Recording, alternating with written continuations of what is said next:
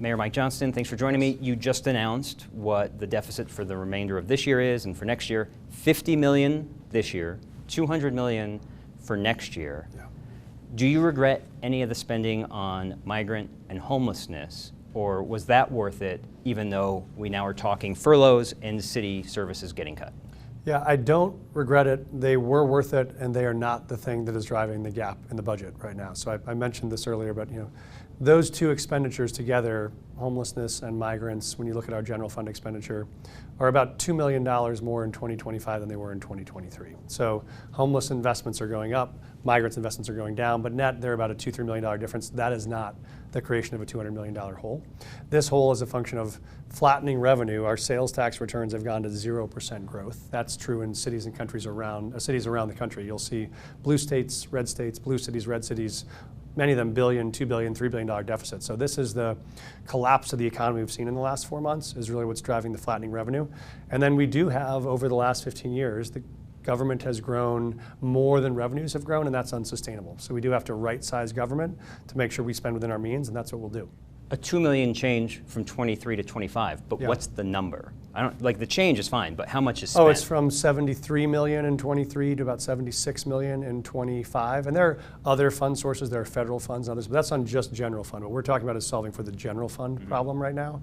But what most important is homelessness is an investment for us. That is a key predecessor to economic recovery in the city.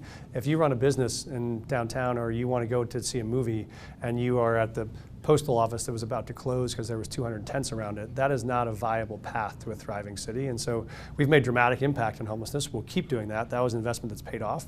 But the real challenge here is that the government growth is much larger than the revenue growth, and we got to right-size that like any family does. All in Mile High, is that number? How much total is all in Mile High?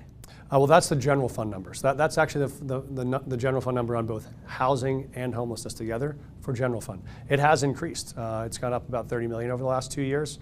Migrants has decreased about 30 million over the last 2 years. So we are making more investments, but the key is we're making investments that work. I mean, we have cut family homelessness by 83% in that time frame. We have eliminated veteran homelessness, the largest city in America to eliminate veteran homelessness in their city. Like, those are massive wins showing this is working. What we have to do is look at what are all the things we've added as cost to this government over the last 50 years that have to be right-sized, and that's what we'll do. You were proposing big pay raises for the highest paid employees, the mayoral appointees. At the same time, we're now talking about furloughs for everybody, but including rank and file employees. What does that say about your values and priorities? Yeah, what it explains is that our values are about fairness. What happens right now is every year 15,000 city employees get annual increases of their cost of living, of merit. We do an evaluation each year. Are you paid the right amount for your job based on other comparables in the rest of the city? 15,000 employees get that every single year. Because of an old structure in the city charter, only 12 employees never get that. So they don't ever get increases, they don't get adjustments for their market, they are not paid at the market rate of their job. If that were a different city employee, I would be sued for that inequity. That ought to be fixed. Those 12 people should be paid in the same way the rest of the 15,000 are. And I had that to be paid entirely from my budget. So there's not a single city employee, not a single city department that would take $1 of impact from that. But this is a fundamental fairness question that has to be fixed, and I will fix it. I hear a lot of different pots of money in today's conversation, but let me just be clear. Were pay raises for these 12 appointees on the table at the same time you were discussing furloughs for everybody? They're at the same time we're discussing the entire budget. Yeah, and the total cost is about $200,000 for those increases. The total size of the budget gap is $200 million. And that $200 million gap is in part because the other 15,000 employees have regularly scheduled increases we will stay committed to. So really we just undid for 12 what we are keeping going for the other 15,000 employees. Will those pay raises be on the table for 2026 when that budget shortfall is $200 million? I don't know when we'll return to them, but it is a fairness problem that we'll have to solve. I think I've made the case clearly for why. We wouldn't do that to any other 12 city employees, and we won't do it for those 12. And it will cause you to lose talent. You have many of these folks for whom their deputies or 2 or 3 layers below them make more than they do, because those people get regular increases like all of the 15,000 employees. So it's a mistake in the city charter. We should fix it. It is not a cost driver on the budget crisis. It's $200,000 on what is a much bigger structural problem. 200 or 500,000? Oh, in year one, it would have been about 200. Maybe it's 300,000, but it is a fractional amount of the total need. I know that the City Council several times over the last month had been asking for the budget shortfall number. $50 million for this year, $200 million for next year. That doesn't just happen in the last month. When did you know? Well, we're watching returns every month to see what happens on sales tax returns, and the graph I showed today shows you've seen just an entire cliff of sales tax revenue since January of 2025. So we're watching each month to see if it will recover. If he reverses on tariffs, will it come back again? If he reverses on a trade war, will it come back again? And then each month we track against seeing what the projections are and seeing if there's enough room for recovery. We built proactively a plan for this year to already save an additional $50 million. So if it weren't for our advanced savings, that gap would be $100 million this year. It wasn't until the economy hit full collapse 5 months into the year that we realized we had to make changes. So we've been monitoring it closely. As soon as we saw that we thought there was not a path for revenue to recover and that costs had to adjust, we started planning for it and then shared it publicly. How long have you known the deficit's double-digit millions at least? So I think I've been in this conversation probably 3 weeks with our finance team about what the challenges are, what the needs are, maybe 4 weeks. I'd have to look at the calendar. But I run the cities. There's a lot of things I do day by day that I don't tweet out or report out to the city. I have to first understand the problem, create a path to the problem, and then share people with the path to that problem. But I have 15,000 employees who don't want a half-baked explanation of where we are, so it's important we know every single driver, what the risks are, and some version of what the path is, so we can feel like they are informed when we start. I've heard a lot of the reasoning being things that are out of your control. The sales tax revenue, money coming in, or just the economy in general. You talk about this 0% growth in government money. I haven't heard any ownership though. Like you spent $76 million on migrant homelessness from the general fund. I guess if you had even done a fraction of that, you wouldn't have a budget shortfall even for this year. But do you take any ownership for the situation? We own the entire situation. I am the CEO of the city. I run this budget. We have to right-size this budget to fix it, and that's what we're going to do. So this is exactly what you do in these situations. You see a problem, and you step in and you fix it. So there are a lot of ways you could have tried to avoid this, kick the can down the road, wait for another year, take some vacancy savings. We're making the hard decisions and making them directly. But what we're not going to do is undo investments that are actually solving the most important problem Denverites face and that they elected me in office to solve, which is homelessness. Still today, in this city, Denverites will say that's the single most important issue they want solved. And we are on the path to solve it more effectively than any previous administration or any other city. Like, that's working. We'll keep doing that. There are another $1.8 billion of expenditures we have to take a similar look at. Are each one of those working? And are they delivering the results that residents want? And if not, how do we change them or make them smaller? Furloughs, you said, was going to save $10 million for That's this correct. budget year? Yes. So how many furlough days are you anticipating for next year? We're not anticipating furlough days for next year. What we're doing this year is working on how we do furloughs to solve a short one-time budget need this year. Next year, what we're doing is the harder work of how do you structurally right-size this budget. You can't have expenditures growing faster than revenues. Any family's checking account, that does not work. Over the last 10 years, the city's revenues have only grown by 75%. Expenditures have grown by 83%. That means over time we're spending 8% more than we're bringing in. That's not sustainable. What we have to do is right-size the whole city government to make it a sustainable government, and that's what we'll do for 2026, assuming that there's zero revenue growth. If it's better, great, but we're going to plan for the worst. In the announcement in the news conference, you talked about not really touching core services, that those would stay intact. What do you consider a core, or maybe I should reverse it, what don't you consider a core service? Yes. So I'd say we have two priorities. One is we are going to stay focused on the citywide goals that we have. That's the agenda of this administration. That's what we know matters the most to the public. That includes public safety. It's going to continue to be a top priority. That includes homelessness. That includes affordable housing. That includes staying focused on making this a great city to raise a child or to be a child. It includes hitting goals on climate while growing business. Those will all continue to be core priorities for us. And we will also focus on core services. We're not going to stop picking up trash. We are not going to stop making sure that we have someone to provide social services when you walk into the Denver Human Services office. So we're going to focus on that, but we have to look at where are the places that we can trim back without directly affecting public-facing services. I'm not saying that it'll be possible to have zero impact on public services, but we're going to do everything we can to live within our means and reduce impact on public services. So, I mean, trash is going to get picked up, but does that mean not a core service is trash at a park or mowing the lawns at a park or library clothes? Like, where is not the core service that we will see an impact? Yeah, so this is the starting line for us. So this is what we spend the next 4 months doing, is building that budget. That means for us going through with a fine-tooth comb every single department, every single expenditure, every single division, what the work is they're doing, what outcomes we're getting, and is there a way to either trim that, reduce that, or eliminate that. But that's what we'll spend the next 4 months doing with our 15,000 employees and our senior team. You're still going to seek a bond package from voters, which I know wouldn't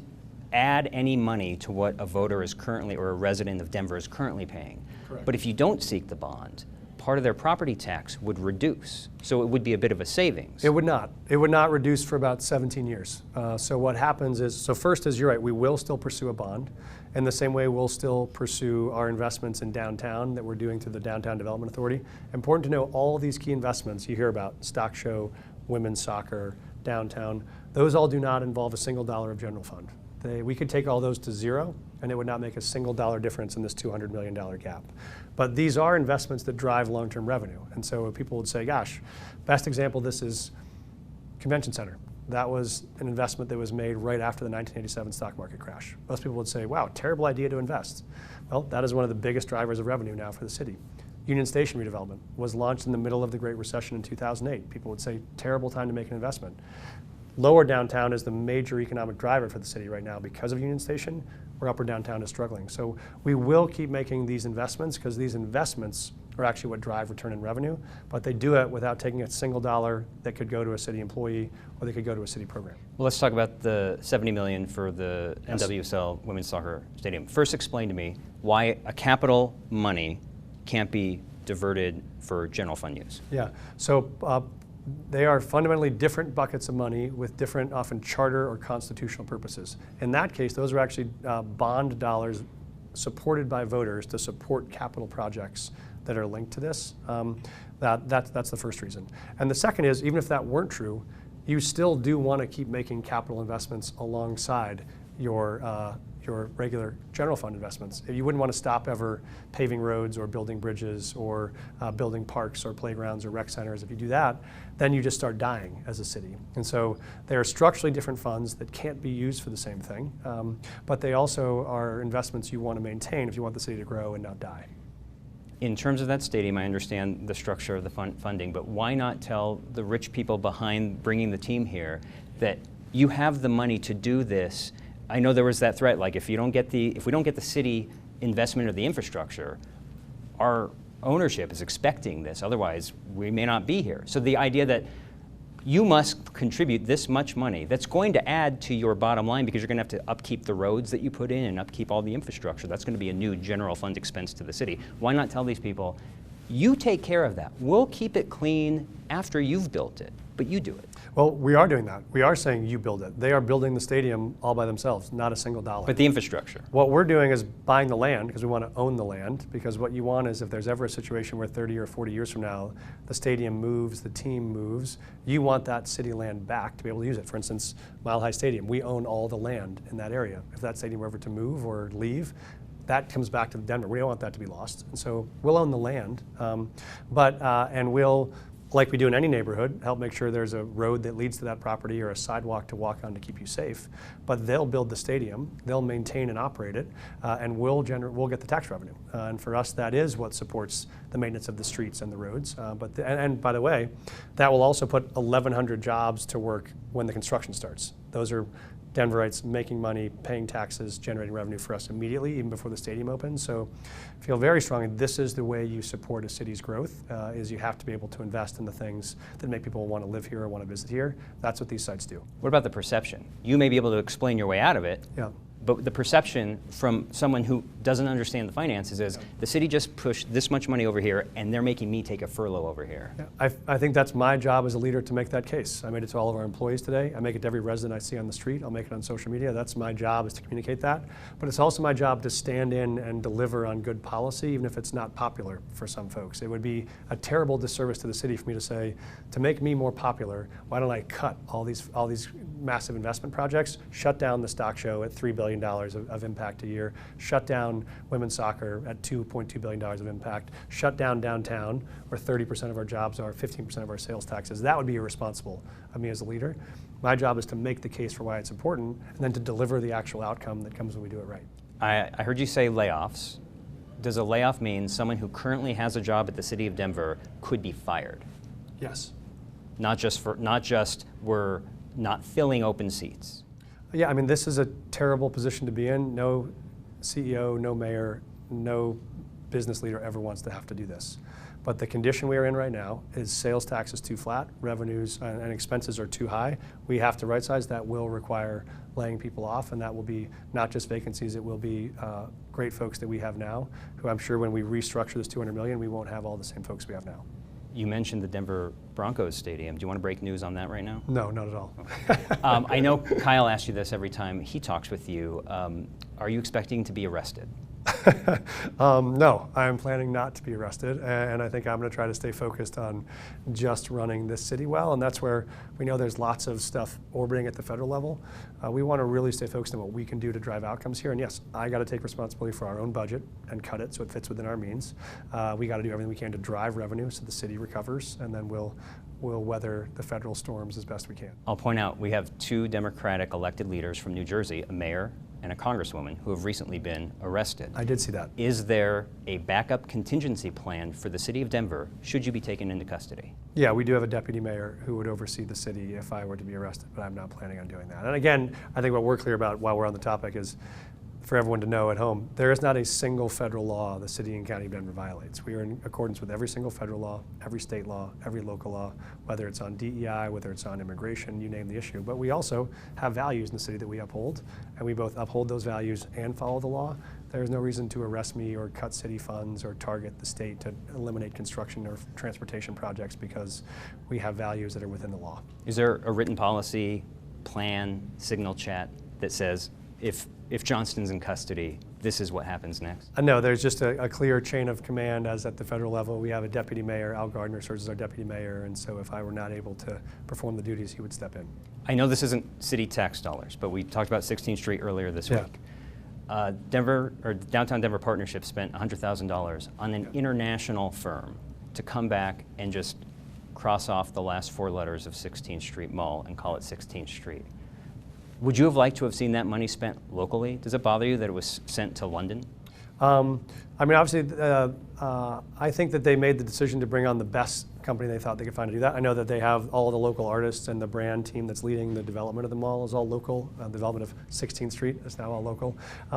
I was in the room in those conversations about the renaming. I do think it's significant. I mean, you and I joked about this, but yeah, I've called it the 16th Street Mall my whole life. And until I was 20, I thought that just meant the Tabor Center. I thought that was the whole 16th Street Mall because I was looking for a mall, and that's where you walk in, go to the food court, and walk out. It really disserves the rest of the businesses on that 1.2-mile stretch to have people believe they're looking for a mall. But we looked at a lot of different things. We thought about rebranding, renaming, adding, and we came back to the core brand is right, but you have to change the perception you're looking for a suburban mall. That's not the experience. And I do think what is a part of this is not just what it's named, but how it will feel. What you'll see now are 3 new big activated outdoor public spaces. You'll have open consumption where you can come and have a beer or a cocktail and watch your kids play. You'll have a lot of local stores and restaurants that you know that you'll find down there. We call it the best of Denver, only in Denver. It will feel like the trailhead to the rest of Colorado. When you come here, the first place you got to go is 16th Street. We think cities benefit from that really clear, powerful brand. And so they made that choice. I support it. I support the new title, and I think it's going to help drive business all along that corridor. What do you call the stadium where the Broncos play? I call it Mile High. Point made.